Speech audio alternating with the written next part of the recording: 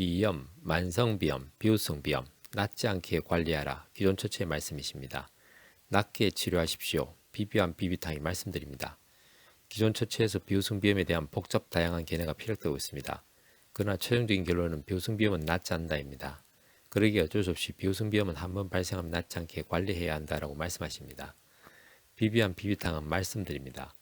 비후성비염은 낫습니다. 치료하시면 되십니다. 라고. 기존 처치가 처음부터 비후성비염은 낫지 않는다라는 결론에 이르지는 않았습니다. 기존 처치는 그 숱한 시도들을 통해서 비후성비염의 근원적 치료를 위해서 노력하였고 지금도 노력하고 있습니다. 새로운 처치가 시도될 때마다 비후성비염은 나을 수 있다라고 주장하였고 또 그렇게 되기를 기대하였습니다. 그럼에도 불구하고 비후성비염은 낫지 않는다라는 결론에 이를 수밖에 없을 정도로 기존 처치 입장에서는 비후성비염의 근원적 치료는 어렵습니다.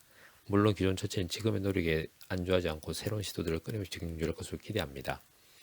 결국 비후성비염은 낫지 않는다라는 결론에 도달할 기존 처치 입장에서는 더 이상 비후성비염은 낫는다라는 귀결이 아닌 비후성비염은 낫지 않게 관리되어야 한다라는 명제에 수렴할 수밖에 없습니다. 그러니 당연히 관리해야 할 항목들이 계속적으로 추가될 수밖에 없습니다. 그렇게 식이관리, 의복관리, 주거관리, 스트레스 관리 등등 끊임없는 관리가 추가되면서 비후성비염 환자분들의 일상을 옥죄고 있습니다만 이는 기존 처치 입장에서 어쩔 수 없습니다. 왜냐하면 식이관리를 하면 정상이 조금 완화됨을 확인할 수 있기 때문입니다. 그렇게 코 세척을 하고 주거관리를 하고 스트레스 관리를 하면 조금 완화됨을 확인할 수 있습니다. 그러나 구체적으로 식이관리라든지 의복관리라든지 스트레스 관리 등으로 비후성비염을 관리해 보시면 때로는 정상이 완화되다가 때로는 정상이 악화됨을 알 수 있습니다. 즉 알려진 관리법조차도 일관적인 정상의 완화에 도움이 되지 않는다는 사실을 확인하시게 됩니다. 비후성비염의 환자에 따라서 정상에 따라서 상황에 따라서 때로는 정상이 완화되든 관리법이 때로는 정상을 악화시키기도 하기에 정말 혼란스러움을 느끼시게 됩니다.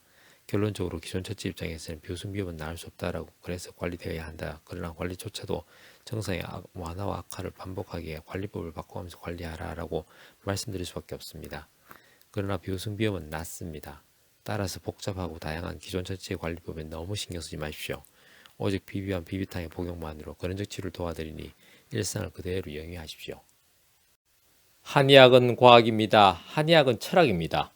건강은 균형입니다. 동양 한의원은 균형입니다.